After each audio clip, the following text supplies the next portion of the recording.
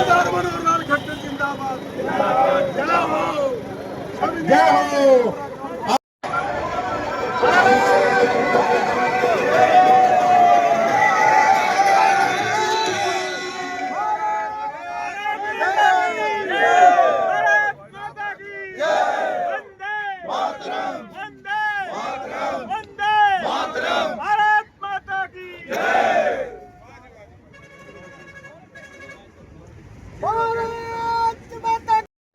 घर घर स्वदेशी, घर घर स्वदेशी। अब आपसे आग्रह है कि आप सब आप सभी से आग्रह है कि पेट्रोल पंप पे सूक्ष्म जलपान की व्यवस्था है, आप जलपान जरूर लीजिए। आगे मेन रोड पे ही है, आगे पेट्रोल पंप पे। वंदे जय जय श्री राम, जय जय श्री राम, जय जय बलवान बुढ़ाना। घर घर स्वदेशी, घर घर स्वदेशी।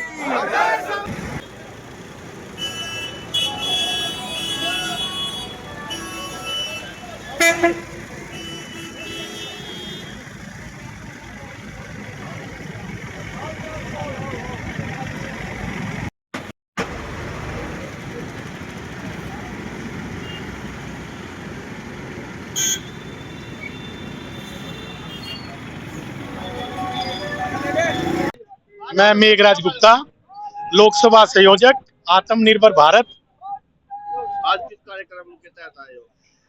जिस प्रकार से इस देश के यशस्वी प्रधानमंत्री आदरणीय नरेंद्र मोदी जी ने 2047 में विकसित भारत का सपना इस देशवासियों के लिए तय किया, उसी के निमित्त आज ये 7 तारीख से इस प्रदेश के बहुत ही यशस्वी मुख्यमंत्री आदरणीय नायब सिंह सैनी जी ने कैथल से स्वदेशी रथ यात्रा को झंडी दिखाकर पूरे हरियाणा प्रदेश के लिए रवाना किया, जिसमें एक ही संदेश हम पूरे प्रदेशवासियों को देना चाहते हैं कि आप सब स्वदेशी अपनाएं, स्वदेशी अपने रूटीन के कल्चर में लेके आए।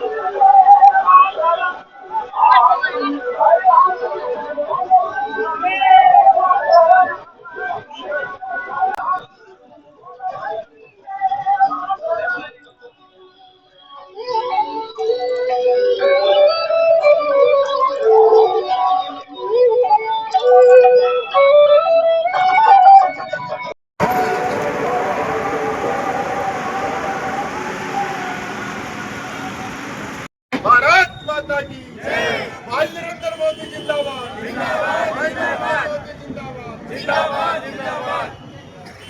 भारत माता की जय, भारत माता की। वंदे मातरम, वंदे मातरम, वंदे मातरम। भारत माता की जय, भारत माता की जय। श्री राम, जय श्री राम। जय जय श्री नरेंद्र वंदे वंदे मातरम।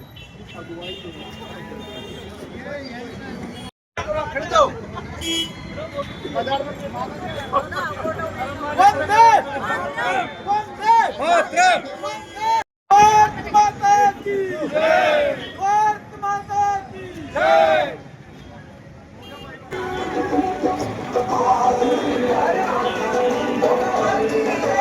आग भाई तो और उसी के अनुसार आप यहाँ पे इसकी मर्यादा रखें। आप सभी हमारे प्रदेश के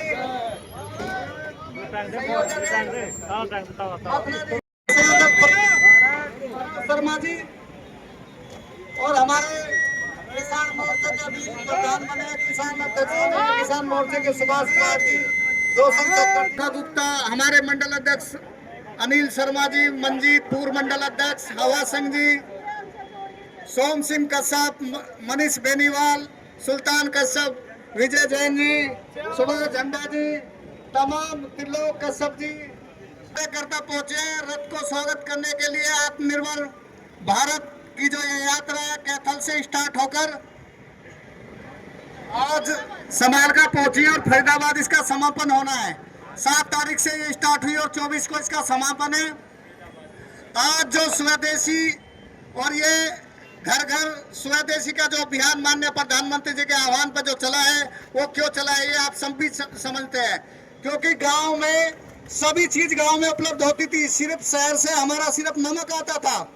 1860 से पहले सिर्फ नमक हमारा नगर से जाता था, बाकी सब चीजें हम गांव में उपलब्ध कराते थे। तो हमारा विचार है कि हम जो गांव में जो उत्पादन क्षमता थी हमारी जो 18 से ज्यादा किस्म की फसलें थी, दाल चावल और जो गेहूं है, मक्का है, बाजरा है, ये तमाम चीजें तो अब गिने चुने हैं। लेकिन एक हमारा इतिहासकार ये कहता है कि कम से कम 2000 किस्म की फसल हम गांव में उगाते थे और हम सभी उत्पाद गांव से चलते थे और सारी जो हमारी अर्थव्यवस्था थी वो गांव पर ही निर्भर थी, सिर्फ नमक छोड़कर, क्योंकि नमक हमारे गांव में उपलब्ध नहीं था। नमक हमारा समुद्र के जो तट के किनारे वहां से हमारा निर्यात होता था। और भी देखिए, जब वास्को डिगामा और डलहौजी और जो हमारी जो शिक्षा नीति को तोड़ने लॉर्ड मैकाले, हमारे 7.5 लाख गांव थे और हमारे जो 7,32,000 गुरुकुल थे। हमारी ऐसी शिक्षा पद्धति थी, हमारी ज्ञान परंपरा थी, हमारा दर्शन था, आयुर्वेदिक का दर्शन था। हमारे हर 5 गांव में एक हड्डी का डॉक्टर मिलता था। वो हड्डी वो ऐसे जोड़ता था, वो आज भी आपने देखे होंगे। हमारे यहाँ एक वैद्य होता था जो कि उसका घर का जो उसका खाने पीने का सामान सब गांव में सामूहिक रूप से चलाते थे। कोई लेन देन नहीं था, लेकिन एक दूसरे से परस्पर से सहयोग करते थे। तो वासुदेव कुटुंब का जो माननीय प्रधानमंत्री जी ने नारा दिया है वो सिर्फ इसलिए कि जो हमारी खादी को बढ़ाना है, हमारे जो गांव के उत्पाद है उसको बढ़ाना है, हमारी डेयरी को बढ़ाना है, हमारे दुग्ध उत्पादन को बढ़ाना है। हम सभी से आह्वान करते हैं जो आप ये हर घर स्वदेशी जो यात्रा हमारे पहुंची है समालका, मैं अपनी तरफ से आप सभी की तरफ से, मैं माननीय विधायक जी की तरफ से यहाँ पहुंचने पर मैं मथना जी का, मेघराज गुप्ता जी का, परव शर्मा जी का, हमारे तमाम जो जिले के पदाधिकारी है, हमारे मंडल के पदाधिकारी, शक्ति केंद्र प्रमुख है, बूथ अध्यक्ष है, बूथ पालक है, आप सभी का यहाँ पहुंचने पर जिंदाबाद जिंदाबाद जिंदाबाद जिंदाबाद जिंदाबाद जिंदाबाद जिंदाबाद जिंदाबाद जिंदाबाद जिंदाबाद जिंदाबाद जिंदाबाद माता की जय, भारत माता की जय, भारत माता की जय, भारत माता की जय, नरेंद्र मोदी जिंदाबाद। इस भारत को विकसित भारत बनाने का, विकसित भारत बनाने के लिए हमें कुछ चीजों का त्याग भी करना पड़ेगा, जिस प्रकार से विदेशी चीजों का त्याग करना पड़ेगा। अब कई जो कोई इलेक्शन नहीं है, अभी कोई चुनाव नहीं है, आमतौर पे राजनीतिक करोड़ भी विदेशी पेस्ट का इस्तेमाल करते हैं। अगर एक व्यक्ति ने एक दिन में 1 रुपए की पेस्ट की तो एक दिन में 80 करोड़ रुपए का आपने विदेश को फायदा पहुंचाया।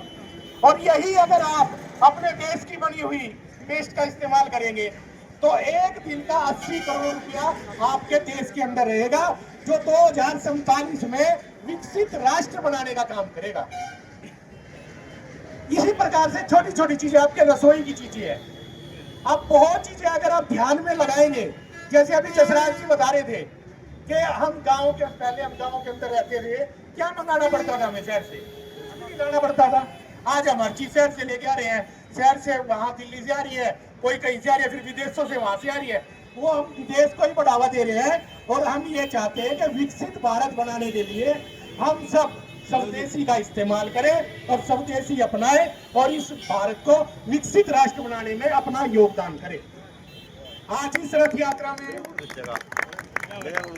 हमारे रथ यात्रा के प्रदेश के संयोजक भाई ऋषिपाल मथाना जी, हमारे प्रदेश के सह संयोजक भाई संदीप संजुमा जी, यहाँ के हमारे बहुत ही सीनियर नेता भाई कालीरमन जी, राजेंद्र सरपंच जी, पीताम्बर रावल जी और अब इस बात को आगे बढ़ाते हुए हमें और क्या करना चाहिए, इसके विषय में आपको और अधिक जानकारी देने के लिए हमारे बीच में भाई संदीप सजूमा जी हैं, वो अपने विचार रखें। भारत माता की, भारत माता की, भारत माता की। जब तक एक एक हाथ नहीं खड़ा होगा मैं पूरी रात बुलवा सकता हूँ। अड़ोस पड़ोस में देख लेना, कभी कोई हाथ ना खड़ा करे मैं फिर बुलवाऊंगा। भारत माता की, वंदे वंदे। अड़ोस पड़ोस में देख लो भाई, तेरे बराबर वाला जेब में हाथ डाले खड़ा है। भारत माता की, वंदे वंदे। भारतीय जनता पार्टी जिंदाबाद, नरेंद्र मोदी जिंदाबाद, नायब सिंह सैनी जिंदाबाद, मोहनलाल बड़ौली जिंदाबाद। आदरणीय मंच पर उपस्थित इस लोकसभा के संयोजक मेघराज जी, हमारे इस यात्रा के प्रदेश की टोली के सदस्य, हम बाजारों में निकले तो इस देश का सामान खरीदने का प्रयत्न करें, इस देश के लोगों को आत्मनिर्भर बनाने का प्रयत्न करें। आत्मनिर्भरता कोई सुनी सुनाई बात नहीं है। जब ये देश आजाद होना था, गांधी जी ने दांडी यात्रा निकाली, उन्होंने नमक उठा करके इस देश के स्वाभिमान को जगाया। और सिर्फ कोई कहेगा कि नमक उठाने से अंग्रेज कैसे भाग गए, अंग्रेज भागे नहीं थे। जब उन्हें पता चल गया कि स्वदेशी सामान इस्तेमाल करना वीर सावरकर ने, गांधी जी ने इस देश को सिखा दिया है। हमने अंग्रेजों के सामान की होलियां जलानी शुरू कर दी थी, तब अंग्रेज आर्थिक रूप से दुखी होकर के उनको अपना देश छोड़ना पड़ा था। आर्थिक शक्ति की मेरे काम ना आए। इसी बात के साथ अपनी बात को विराम देता हूँ। जय हिंद, वंदे मातरम। घर घर स्वदेशी, घर घर स्वदेशी, हर घर स्वदेशी। वंदे वंदे। मैं शिवानी, मैं ये कहना चाहती हूँ, जो ये मोदी जी ने हमारा अभियान शुरू किया है, आत्मनिर्भर अभियान, तो हम इसको है ना खूब सपोर्ट करें। हम अपने भारत की अर्थव्यवस्था को खूब मजबूत बनाएं। और जैसा कि मैं एक उदाहरण देती हूँ, जैसे कि घर का बड़ा बेटा जो है, जैसे 20 साल क्रॉस करता है तो सब घर के क्या कहते हैं कि अब तुम है ना आत्मनिर्भर बनो, अब जो है तुम अपना कमाओ और अपनी लाइफ को देखो। वैसे ही अब हमारा जो भारत है, हम भी बहुत ज़्यादा समझदार है। हमें हमारे भारत के लोगों को इतना टैलेंट है कि वो अपनी स्वदेशी प्रोडक्ट बना सकती है। तो हम क्यों किसी और देश पर है ना इतना डिपेंड रहे। हम अपने स्वदेशी को अपनाएं, जितना हो सके हम अपने भारत की चीज़ों को अपनाएं और अपनी भारत की अर्थव्यवस्था एक सपोर्ट ही मांगना चाहती हूँ आप सब जनताओं का कि इस अभियान को हम खूब ज़्यादा जितना हो सके सबको है ना इस अभियान के बारे में बताएं और अपने स्वदेशी को अपनाएं। जय हिंद, जय भारत। धन्यवाद। यहाँ पर पहुँचने पर मनोहर लाल जी, हर्षद बेनीवाल जी, रोशन चोकर जी, जगबीर आर्या जी, आप सबका भी अभिनंदन है, स्वागत है। और अब मैं आदरणीय ऋषिपाल मदाना जी से आग्रह करूंगा कि वो आगे की अपनी बात रखें। एक बार मेरे पीछे दोहराएंगे, भारत माता की, भारत माता की, वंदे वंदे। एक बार स्वदेशी को उद्घोष करेंगे, हर घर स्वदेशी, घर घर